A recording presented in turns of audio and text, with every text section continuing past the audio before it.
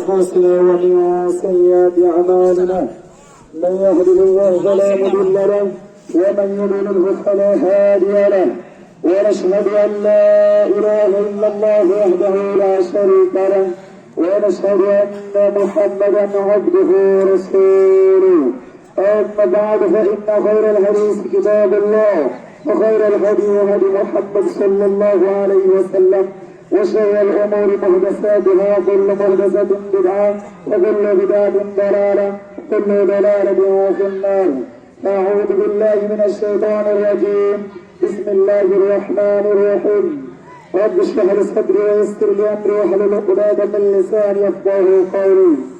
যাবতীয় প্রশংসা আল্লাহ তাআলার জন্য, যে আল্লাহ রাব্বুল আলামিন এক মাস সিয়াম সাধনার পর আমাদেরকে রাসূল সাল্লাল্লাহু আলাইহি ওয়াসাল্লামের সুন্নাহ অনুযায়ী আমাদেরকে 2 রাকাত ঈদুল ফিতরের সালাত আদায় করার তৌফিক দান করলেন। এই জন্য আমরা সেই মহান আল্লাহ রাব্বুল আলামিনের দরবারে শুকরিয়া জ্ঞাপন করি, বলি আলহামদুলিল্লাহ।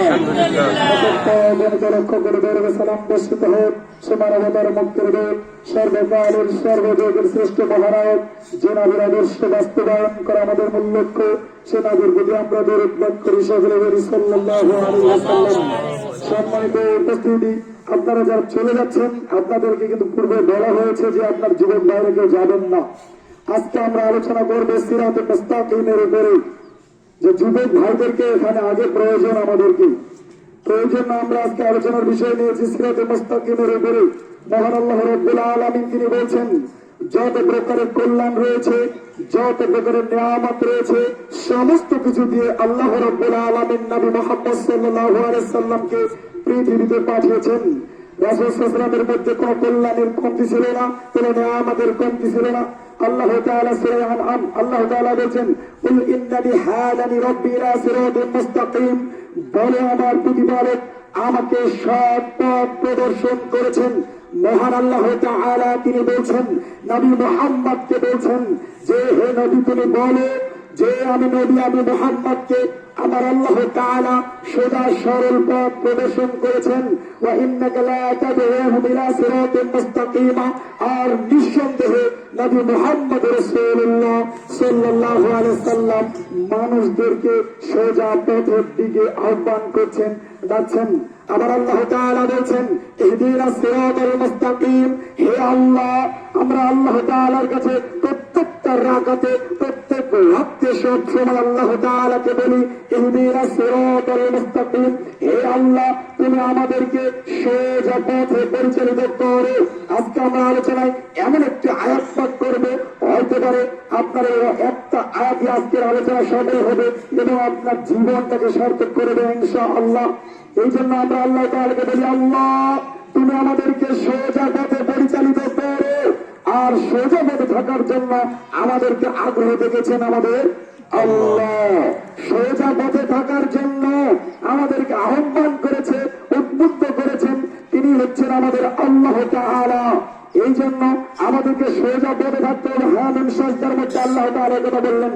এরপর আল্লাহ তাআলা বলেছেন, ইন্নাল্লাযীনা ক্বালু রাব্বুনাল্লাহ, নিশ্চয়ই যারা আল্লাহকে রব হিসেবে মেনে নিয়েছে, প্রতিপালককে রব হিসেবে মেনে নিয়েছে, আমাদের উপরে যিনি রয়েছেন তাকে স্বীকার করে নিয়েছে, ফাস্তাকামু, এবং এর উপরই অবিচল থেকেছে, তাতানাজ্জালু আলাইহিমুল মালায়েকাত, এবং ফেরেশতা মণ্ডলী তাদের উপরে নাজিল হয়, আল্লাহ তাখাফু ওয়া লা তাহজানু ওয়া আবশিরু বিল জান্নাতিল্লাতী কুনতুম তুআদুন, তোমরা ভয় পেও না এবং তোমরা কোন চিন্তা মাথার মধ্যে রেখো না, তোমরাই সফল কাম যার প্রতিশ্রুতি আল্লাহ তাআলা তোমাদেরকে দিয়েছেন।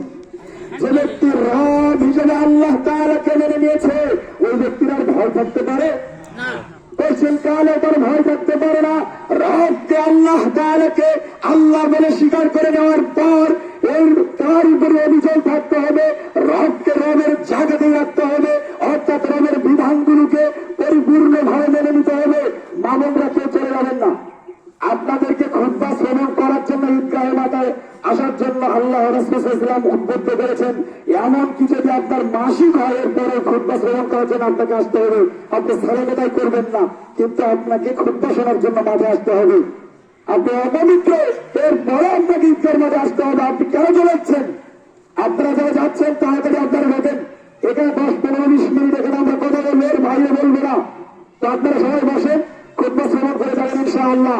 তো যে ব্যক্তি আল্লাহ তাআলাকে রব হিসেবে মেনে নিয়েছে, ওই ব্যক্তির কোনো ভয় করতে পারে না, ওই ব্যক্তির চিন্তা করার কোনো কারণ নেই। ওই ব্যক্তির সকল কাম আল্লাহ রাব্বুল আলামিন যে ওয়াদা দিয়েছেন তা বাস্তবায়ন করবেন, অর্থাৎ জান্নাতে দাখিল তাদেরকে করাবেন। সুবহানাল্লাহ ওয়া বিহামদিহি। এরপরে দেখুন মহান আল্লাহ তাআলা তিনি বলেছেন, কুল আমানতু বিল্লাহ, বলো আমরা আল্লাহর উপর ঈমান আনলাম। কার উপরে? আল্লাহর উপরে ঈমান আনলাম। তাস্তাকিম, এবং এর উপর টিকে থাকলাম, অবিচল থাকলাম।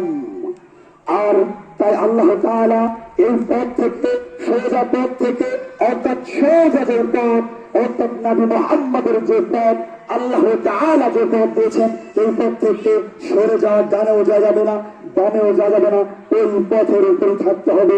এই পথে থাকার নির্দেশ আল্লাহ তাআলা বলেছেন, ওয়া আন্না হাযা সিরাতুন মুস্তাকিমা, আর এটাই হচ্ছে আমার পথ, এই আল্লাহর পথ, সোজা পথ। ফাত্তাবিউহু, তোমরা এই পথই অনুসরণ করো। তোমরা এই পথে অনুসরণ করো। ওয়ালা তাত্তাবিউস সুবুলা, তোমরা অন্যান্য পথের অনুসরণ করো না। অর্থাৎ আল্লাহ তাআলা যে পথ দিয়েছেন, এই পথ আমাদের অনুসরণ করতে হবে। এই পথ থেকে আমাদেরকে সরে যাওয়া যাবে না। আল্লাহ রাসূল সাল্লাল্লাহু আলাইহি ওয়াসাল্লাম এই কথাই বলছেন। এরপরে দেখুন এই যে একটা আয়াত সূরা মুলকের মধ্যে মহান আল্লাহ তাআলা বলছেন, এই আয়াতটা আপনারা আজকে আলোচনা শুরু করবেন ইনশাআল্লাহ। মহান আল্লাহ তাআলা বলছেন, আফামান ইয়ামশি মুকিব্বান আলা ওয়াজহিহি আহদা আম্মান ইয়ামশি সাওয়্যা আলা সিরাতিন মুস্তাকিমা। মনে রাখবেন, আফামান ইয়ামশি মুকিব্বান আলা ওয়াজহিহি আহদা আম্মান ইয়ামশি সাওয়্যা আলা সিরাতিন মুস্তাকিমা। যে ব্যক্তি মুখের উপরে ভর দিয়ে চলে, ওই ব্যক্তি কি সুপথপ্রাপ্ত, না যে ব্যক্তি সোজা পথ, যেই পথ আল্লাহ তাআলা দিয়েছেন, যেই পথ নবী মুহাম্মদ দিয়েছেন, ওই পথ যারা চলবে তারা সুপথপ্রাপ্ত। যে ব্যক্তি মুখের উপরে ভর দিয়ে অতিক্রম করবে, চলবে, ওই ব্যক্তিকে সুপথপ্রাপ্ত হবে, নাকি যে ব্যক্তি সোজা সরল পথের উপর চলবে, ওই ব্যক্তি সফল কাম সুপথপ্রাপ্ত হবে। অর্থাৎ যে ব্যক্তি সোজা পথ অতিক্রম করবে, ওই ব্যক্তি সুপথপ্রাপ্ত হবে। অর্থাৎ আমরা মুখের উপরে ভর দিয়ে কি চলতে চাই না। যদি আপনি, আমি, যদি আমরা যদি মুখের উপরে ভর দিয়ে না চলতে চাই, এটা যদি সুপথপ্রাপ্তদের পথ না হয়, আল্লাহর পথ না হয়, নবী মুহাম্মদের পথ না হয়, সাহাবীদের পথ না হয়, তবে আমাদেরকে এই পথ অনুসরণ করা যাবে না। তাহলে আমরা যদি সোজা পথের দিকে চলি, তাহলে আমরা সফল কাম হব, আমরা সিরাতুল মুস্তাকিমের উপরে থাকবো ইনশাআল্লাহ। এরপর দেখুন যে আপনাদেরকে কয়েকটি বিষয় বলবেন। মিশকাতের 5154 নম্বর হাদিসের মধ্যে আছে, আল্লাহর নবী সাল্লাল্লাহু আলাইহি ওয়াসাল্লাম বলেছেন, তুমি 5টা অবস্থার পূর্বে 5টা অবস্থানকে মূল্যায়ন করবে। তুমি 5টা অবস্থার পূর্বে 5টা অবস্থানকে মূল্যায়ন করবে। এক, শাবাবাকা ক্বাবলা হারামিকা, আল্লাহ নবী সাল্লাল্লাহু আলাইহি ওয়াসাল্লাম বলেছেন, শাবাবাকা ক্বাবলা হারামিকা, তোর বার্ধক্যের আগে তোমার যৌবনকে। হে যুবক ভাই, এখনো বার্ধক্যে উপনীত হইনি আমরা, এখনো বার্ধক্যে পৌঁছতে পারিনি, জানি না আমরা বার্ধক্যে পৌঁছবো কিনা। এই জন্য সাবধান থাকতে হবে। এই যৌবন বয়সে তোমার ওই জীবনকে কোন পথে ব্যয় করছো, নাকি আল্লাহর পথে, না রাসূলের পথে, নাকি শয়তানের পথে? যদি আপনি এই যৌবন বয়সকে আল্লাহ তাআলার কাজে লাগাও, তাহলে আল্লাহ তাআলা ওয়াদা করছেন কাল কিয়ামতের ময়দানে আরশের 7 শ্রেণীর ব্যক্তিকে মহান আল্লাহ তাআলা জায়গা দেবেন। তার মধ্যে ওই যুবককে, যে যুবক সর্বদা সর্বাবস্থায় আল্লাহর ভয় কাঁদে, গোপনে আল্লাহকে ডাকে, অশ্রু ফেলে, ওই যুবককে আল্লাহর কাছে আদান করবেন। যে যুবক মসজিদের সঙ্গে সম্পৃক্ত থাকবে, তার জীবনকে, অর্থাৎ আজান হলেই মসজিদ মুখী হবে, ওই যুবকের কথা বলা হচ্ছে। 2 নম্বর, ওয়াসিহাতাকা ক্বাবলা সাকামিকা, তোমার অসুস্থতার আগে তোমার সুস্থতাকে মূল্যায়ন করো। অর্থাৎ আপনি এখন অসুস্থ হননি, এখন সুস্থ আছেন, এই জন্য সময়কে একটু মূল্যায়ন করুন, এই জন্য সময়কে একটু মূল্যায়ন করুন। অসুস্থ হলে আপনি আর পারবেন না, আপনি চলতে পারবেন না। আপনার পায়ের যদি আল্লাহ তাআলা শক্তি কেড়ে নেন, আপনার পা একবার অবশ হয়ে যাবে, আপনার পা দিয়ে চলতে পারবেন না, কোরআন সুন্নাহর কথা শুনতে হেঁটে হেঁটে যেতে পারবেন না। এই যে মসজিদে আপনি যাবেন, আপনি ঈদগাহে যাবেন, ধাপে ধাপে নেকি অর্জন করবেন, এই নেকি থেকে বঞ্চিত হয়ে যাবেন। অতএব এখনো সুস্থ রয়েছেন যুবক ভাই, এই সুস্থতাকে কাজে লাগান। 3 নম্বর আল্লাহ রাসূল বলেছেন, ও গিনা কাবলা ফাকরিকা, তোমার দারিদ্রতাকে, তোমার ধনাত্মকে অর্থাৎ ধনকে কাজে লাগাও। অর্থাৎ এখন টাকা পয়সা রয়েছে, এখনো দারিদ্রতায় উপনীত হননি, এখনো আপনি দারিদ্রতায় পড়েননি। এই অর্থ সম্পদকে আল্লাহর পথে ব্যয় করুন, যে পথের দিশা আল্লাহর নবী মুহাম্মদ সাল্লাল্লাহু আলাইহি সাল্লাম দিয়েছেন। এই জন্য আপনার ধন সম্পদকে আল্লাহর পথে ব্যয় করার চেষ্টা করুন। তোমার ব্যস্ততার আগে তোমার অবসরকে কাজে লাগাও। এখন আপনি ব্যস্ত নন, কিন্তু এখন আপনি অবসর সময় পেয়েছেন।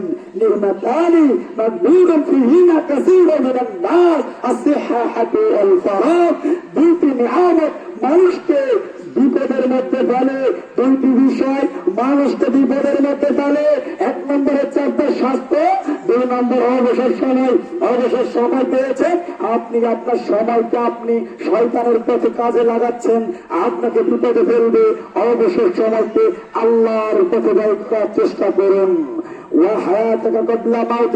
তোমার মৃত্যুর পূর্বে তোমার জীবনকে মূল্যায়ন করো। এখন আমরা জীবিত রয়েছি, আমরা জানি না কখন আমরা মৃত্যুবরণ করবো।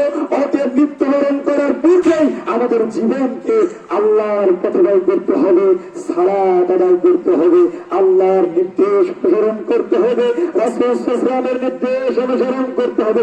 আমরা কি কষ্ট এসে মানতে পারবো ইনশাআল্লাহ? ইনশাআল্লাহ। এই যে ইনশাআল্লাহ বললেন, এখন দেখুন আমরা তো এখানে মোটামুটি সবাই একটা সিয়াম পালন করেছি, আলহামদুলিল্লাহ ইনশাআল্লাহ আমরা পালন করেছি।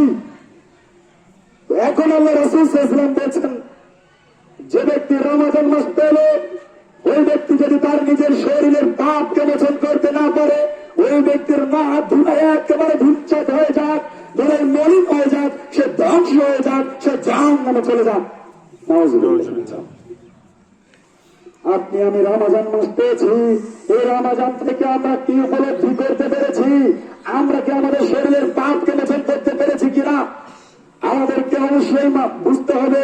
ওই যে আমেরিকার এই বুজুর্গের দিকে আমাদের তাকাতে হবে। আমরা আমেরিকার এক বুজুর্গের দিকে আমরা যদি তাকিয়ে দেখি, এক বুজুর্গ ছিল, ওই ব্যক্তি ঈদ থেকে ইসলাম ধর্মের মধ্যে প্রবেশ করেছে। প্রবেশ করার পর সে একজন দিন গ্রহণ করে, দিনের শিক্ষা গ্রহণ করার পর সে আবারও ফিরে গেছে আগের ধর্মে। অর্থাৎ সে যে অন্যান্য ধর্ম থেকে ফিরে আসতো, তার পূর্বের যত অন্যায় ছিল সব আল্লাহ তাআলা মাফ করে দিয়েছিলেন কিনা? আবার সে আগের অবস্থায় ফিরে গেছে, তাহলে কি তার মাফ হবে না? কোশ্চেন কালে আল্লাহ নবী বলছেন, যে ব্যক্তির বয়স 70, সে যদি ফিরে আসে, কি সে যদি ফিরে আসে 70 বছর, যত সে এক অক্ট সালাত আদায় করেনি, কোন 1 বছর সে সিয়াম পালন করেনি, সে দান করেনি, যাকাত দেয়নি, কিন্তু আল্লাহ তাআলার নির্দেশ মানেনি, কিন্তু 70 বছর পর ফিরে এসেছে, প্রতিপালক আমি ভুল করেছি, আল্লাহ আল্লাহ আমাকে মাফ করো, আল্লাহ আমি ফিরে এসেছি, আল্লাহ আল্লাহ তাআলা আপনার 70 বছরে যত অন্যায় করেছিলেন, যত ভুল করেছিলেন, সব ভুলকে ক্ষমা করে দিয়ে আল্লাহ তাআলা ভুলগুলোকে নেকিতে বদলে দিবেন। সুবহানাল্লাহ। দেখুন জি মেয়েদের সময়, জি আপনি একটা কথা মেয়েদের বলছি, এই জন্য আমাদের অবশ্যই সিরাতে মুস্তাকিম সোজাসাপটা পথের দিকে থাকতে হবে। আল্লাহ তাআলা বলেন, ওয়াকাদিমনা ইলা মা আমিলু মিন আমালিন ফাজআলনাহু হাবাআন মানসুরা। আল্লাহ তাআলা তাদের আমলের দিকে এগিয়ে যাবেন। অর্থাৎ আপনি আমি রমজান মাসে 5 ওয়াক্ত সালাত আদায় করেছি, হে মা ও বোন আপনাদেরকে বলছি, আমরা রমজানের মধ্যে সিয়াম পালনের কারণে, আল্লাহ তাআলার আদেশ মানার কারণে, রাসূল সাল্লাল্লাহু আলাইহি ওয়াসাল্লামের আদেশ মানার কারণে 1 মাস সিয়াম পালনের মাধ্যমে 5 ওয়াক্ত সালাত ঠিক মতো আদায় করেছি। কিন্তু আজকে ঈদগাহে সালাত আদায় করলাম, এখান থেকে চলে গেলাম, আর 1 ওয়াক্ত সালাত আমরা আদায় করি না, শুধু মসজিদে আমাদেরকে দেখা যাবে। তাহলে আল্লাহ তাআলা বলেছেন, আল্লাহ তাআলা বলেছেন, ওয়াকাদিমনা ইলা মা আমিলু মিন আমালিন ফাজআলনাহু হাদাআন মানসুরা, আমরা তাদের কৃতকর্মের দিকে আমলের দিকে এগিয়ে যাব এবং তাদের আমলগুলোকে একেবারে বিক্ষিপ্ত ধূলিকণায় পরিণত করে দেবো। একটা আমল আপনার থাকবে না। আমল নষ্ট করতে চান? যদি না চেয়ে থাকেন তবে মনে রাখবেন, মন্ডলী ইত্তাকুল্লাহ রাব্বাকুম, তোমরা তোমাদের প্রতিপালক আল্লাহকে ভয় করো। অল্প সময় নিয়ে 5 মিনিটে শেষ করবো ইনশাআল্লাহ। এই যে হাদিস আল্লাহ রাসূল বলেছেন, আবু হুরায়রা রাদিয়াল্লাহু তাআলা তিনি বলছেন, তাকওয়াল্লাহ ওয়া হুসনুল খালিক, আল্লাহ তাআলার কাছে প্রিয় বান্দা মুমিন বান্দা হিসেবে যদি আপনি থাকতে চান, আল্লাহ ভীতি আপনার মধ্যে থাকতে হবে এবং আপনার চরিত্রকে উত্তম চরিত্র গঠন করতে হবে। তার ইনশাআল্লাহ আল্লাহকে ভয় করে, আল্লাহকে ভয় করো এবং আমাদের খালিক আমাদের চরিত্রকে ঠিক করবে ইনশাআল্লাহ। চরিত্রের মধ্যে যেন কোনো ত্রুটি না থাকে। এই যে আল্লাহ তাআলা তিনি বলছেন, আর রাজুলু আলা দীনিহি খালিল, মনে রাখবেন ব্যক্তি তার বন্ধুর দিন ধর্মের দিকে প্রবাহিত হয়। আর রাজুলু আলা দীনিহি খালিল, একজন ব্যক্তি তার বন্ধুর দিনের দিকে প্রভাবিত হয়। যে যার সাথে বন্ধুত্ব করে আপনার বন্ধু যদি ঠিক না হয় তবে আপনি অবশ্যই পথভ্রষ্ট হবেন। কারণ আল্লাহ রাসূল বলেছেন, আবু মুসা রাদিয়াল্লাহু তাআলা তিনি বলেছেন, একজন ভালো বন্ধু এবং একজন খারাপ বন্ধুর উদাহরণ হচ্ছে একজন নেশক গ্রহণকারী আতরেলা ব্যক্তি এবং হাতের ভেজা তার কামারের মতো। আতরেলা যদি আপনার বন্ধু হয়, তাকে আতরেলা আপনাকে কিচ্ছু যদি না দিতে পারে তবে আপনাকে আতরের সুগন্ধ থেকে দিতে পারবে না। ঠিক তদরূপী আপনার বন্ধু নির্বাচনের ক্ষেত্রে উত্তম বন্ধু, সালাত আদায়কারী বন্ধু, আল্লাহ ওয়ালা বন্ধু আপনাকে নির্বাচন করতে হবে। আর 2 নম্বর বিষয় হচ্ছে, আপনার যদি আপনার বন্ধু যদি খারাপ হয়, হাতের ভেদাদার মতো একজন কামারের মতো যদি বন্ধু হয়, তাহলে আপনি কামারের কাছে যদি আপনি ভালো কিছু আপনাকে না দিতে পারে তাহলে আপনাকে কামার তার ময়লাগুলো আপনাকে দিতে পারবে, দুর্গন্ধ দিবে। অর্থাৎ বন্ধু নির্বাচনের ক্ষেত্রে আপনি যাকে খুশি বন্ধু নির্বাচন করুন, তবে মনে রাখুন যাকে খুশি বন্ধু নির্বাচন করুন, মনে রাখুন আপনার বন্ধু আপনার জান্নাতের পথ, আপনার বন্ধু আপনার জাহান্নামের পথ। আপনি উত্তম বন্ধু নির্বাচন করুন। এরপরে দেখুন আল্লাহ নবী সাল্লাল্লাহু আলাইহি ওয়াসাল্লাম বলেছেন, আজকে আমরা জামাতে সালাত আদায় করলাম না? জামাতে সালাত আদায় করলাম। জামাতটা কি? এখন আল্লাহ নবী বলেছেন, আল্লাহ তাআলা বলেছেন, ওয়া তাসিমু বিহাবলিল্লাহি জামিআ, তোমরা আমার রজ্জুকে শক্ত করে ধারণ করো। কি? আল্লাহর রশিকে শক্ত করে ধারণ করো, ওয়ালা তাফাররাকু, তোমরা বিচ্ছিন্ন হও না। জামাত বুঝবেন, এই কথাটা বলার কারণ আছে। এখানে কিন্তু গত কিন্তু অনুমতি টাইম দিয়েছিল, কিন্তু তারা বলা হয়েছিল এবং চিঠি দিয়েছেন, তারা টাইম মতো সবাই আসার চেষ্টা করবেন এবং কমিটিদেরকে মূল্যায়ন করবেন। আপনারা কমিটি নির্বাচন করেননি, আপনারা তো করেছেন। জামাত দেখুন, আর জামাত রহমতুল্লাহ ফরকতুন আযাব, জামাত বন্ধুতার মধ্যে রহমত এবং বিচ্ছিন্নতার মধ্যে আযাব। আমি ওদিকে আলোচনা নিয়ে যাচ্ছি না। জামাত কি আপনাদেরকে এটা বোঝার চেষ্টা করবো আমি। আল জামাআতু মা ওয়াফাকাল হক, হকের অনুগামী দলই হচ্ছে জামাত, হকের অনুগামী দলই হচ্ছে জামাত।